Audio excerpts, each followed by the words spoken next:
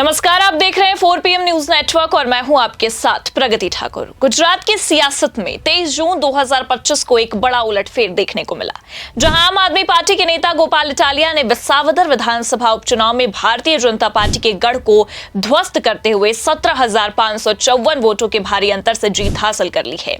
ये जीत न केवल आपके लिए एक मील का पत्थर है, बल्कि बीजेपी के लिए भी एक करारा झटका, जो दशकों से गुजरात में अजेय मानी जाती रही है। इस जीत ने न सिर्फ आपकी साख को नई ऊंचाइयों पर पहुंचाया, बल्कि ये भी साबित कर दिया कि गुजरात की जनता अब बदलाव की ओर कदम बढ़ा रही है। विसावदर जूनागढ़ जिले की एक महत्वपूर्ण विधानसभा सीट है, जो लंबे समय तक बीजेपी का गढ़ मानी गई। वहीं आपको बता दें कि पूर्व मुख्यमंत्री केशुभाई पटेल जैसे दिग्गज नेताओं ने इस सीट पर बीजेपी का परचम भी लहराया था। हालांकि 2007 के बाद से बीजेपी इस सीट पर जीत का स्वाद नहीं चख पाई थी। 2022 के विधानसभा चुनाव में आपके भूपेंद्र भयानी ने इस सीट पर जीत तो हासिल की थी, लेकिन दिसंबर 2023 में उनका बीजेपी में शामिल होना आपके लिए एक बड़ा झटका था।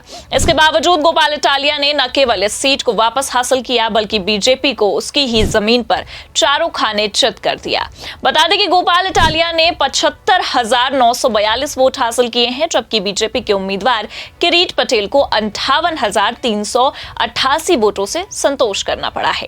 कांग्रेस के नितिन रणपरिया तो इस दौड़ में कहीं भी नहीं दिखे और उन्हें महज 5,501 वोट ही मिले।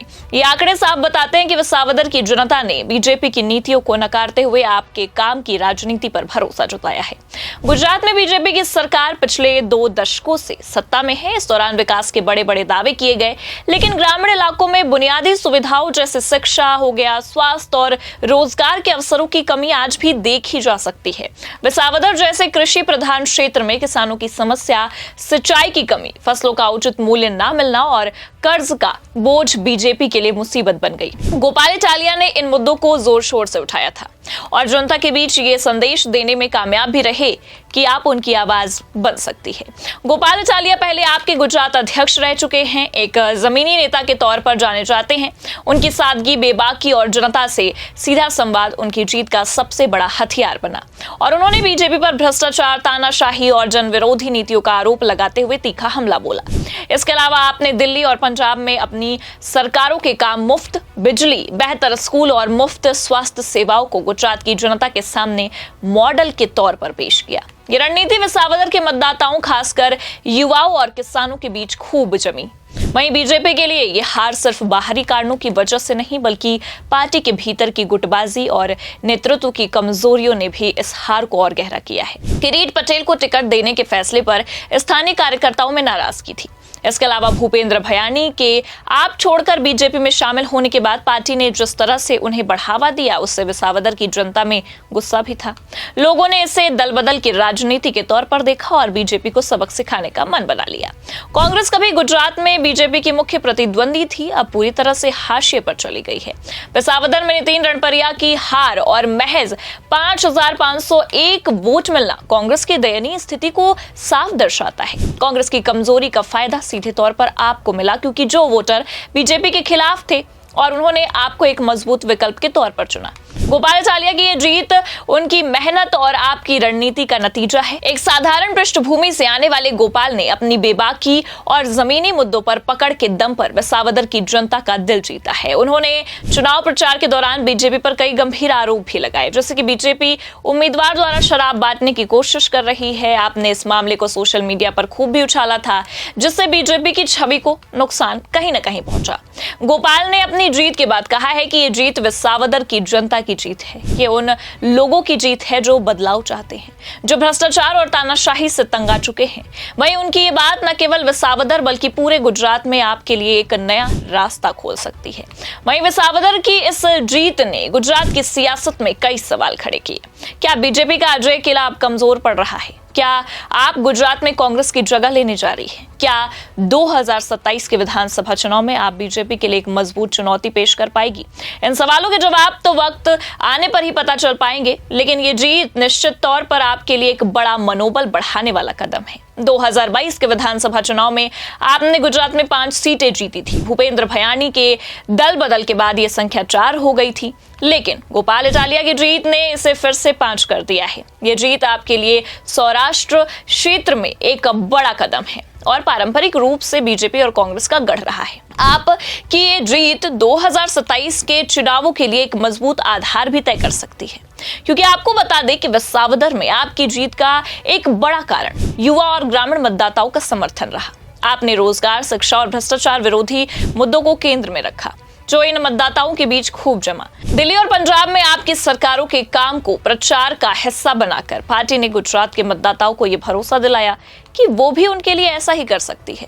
वहीं 182 सदस्यों वाली गुजरात विधानसभा में बीजेपी के पास 161 सीटें थीं, जो अब 162 हो गई हैं, क्योंकि उन्होंने कड़ी सीट पर जीत हासिल कर ली है। लेकिन विसावदर की हार बीजेपी के लिए एक चेतावनी है। अगर आप इसी तरह जमीन स्तर पर काम करती रही तो 2027 में बीजेपी के लिए चुनौती बढ़ सकती है।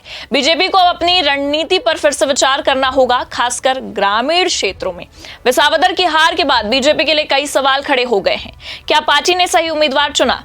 क्या स्थानीय मुद्दों को समझने में कहीं चूक हो गई? क्या दल बदल की राजनीति अब उल्टा बीजेपी पर ही महंगी पड़ रही है? बीजेपी के वरिष्ठ नेताओं ने हार के बाद कहा है कि वे इस पर आत्ममंथन जरूर करेंगे, लेकिन ये साफ है कि पार्टी को अब नए सिरे से रणनीति तो बनानी होगी। अब आपको बता दें कि भूपेंद्र भयाणी का आपसे बीजेपी में जाना और फिर किरीट पटेल को टिकट देना बीजेपी के लिए भारी पड़ गया। जनता ने इसे दल बदल की राजनीति के तौर पर देखा और इसका जवाब वोट के जरिए दिया। ये बीजेपी के लिए एक सबक है कि दल बदल कराने की रणनीति हमेशा कामयाब नहीं होती है। बीजेपी का प्रचार इस बार उतना प्रभाव नहीं रहा जितना पहले देखा गया था। गोपाल इटालिया ने जमीनी स्तर पर घर घर जाकर प्रचार तो किया, जबकि बीजेपी का प्रचार मुख्य रूप से अपनी सरकार के दावों तक ही सीमित रहा था। इसके अलावा आपको बता दें कि आपने सोशल मीडिया का खूब इस्तेमाल किया, खासकर शराब बांटने के आरोप को वायरल करके। विसावदर की जीत आपके लिए सिर्फ गुजरात तक सीमित नहीं है। दिल्ली में 2024 के विधानसभा चुनाव में हार के बाद आपको एक मजबूत वापसी की जरूरत थी। विसावदर और पंजाब की लुधियाना पश्चिम सीट पर मिली जीत ने पार्टी का मनोबल तो बढ़ाया है। आपके दिल्ली अध्यक्ष सौरभ भारद्वाज ने कहा है कि कुछ लोग कह रहे थे कि आप खत्म हो गई है, लेकिन ये जीत दिखाती है कि जनता हमारे साथ है। ये अरविंद केजरीवाल की राष्ट्रीय राजनीति में शानदार वापसी है। वही ये जीत आपके लिए 2027 के गुजरात विधानसभा चुनाव के लिए एक मजबूत आधार भी तैयार कर सकती है।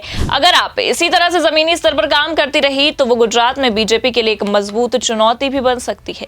बता दें कि गोपाल इटालिया की विसावदर में जीत न केवल आपकी ताकत को दर्शाती है, बल्कि ये भी बताती है कि गुजरात की जनता अब बदलाव के मूड में आ चुकी है। बीजेपी के लिए हार एक चेतावनी है, उनकी जमीन अब खिसक रही है। अगर पार्टी ने समय रहते अपनी रणनीति में सुधार नहीं की तो 2027 के चुनाव में उसे और बड़े झटके का सामना भी करना पड़ सकता है। दूसरी ओर आप और गोपाल इटालिया के लिए जीत एक नई शुरुआत है। ये देखना दिलचस्प होगा कि क्या आप इस जीत को गुजरात में एक बड़े सियासी बदलाव में बदल पाएगी।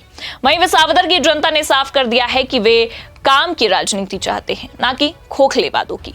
अब गेंद बीजेपी के पाले में है। क्या वो इस हार से सबक लेगी या फिर आपको और मजबूत होने का मौका देगी? ये तो आने वाला वक्त ही तय करेगा, लेकिन फिलहाल ये हार बीजेपी के लिए कई सबक लाने वाली है। फिलहाल के लिए इस खबर में इतना ही। ऐसी ही तमाम राजनीतिक खबरों के लिए आप देखते रहिए 4PM न्यूज नेटवर्क। नमस्कार।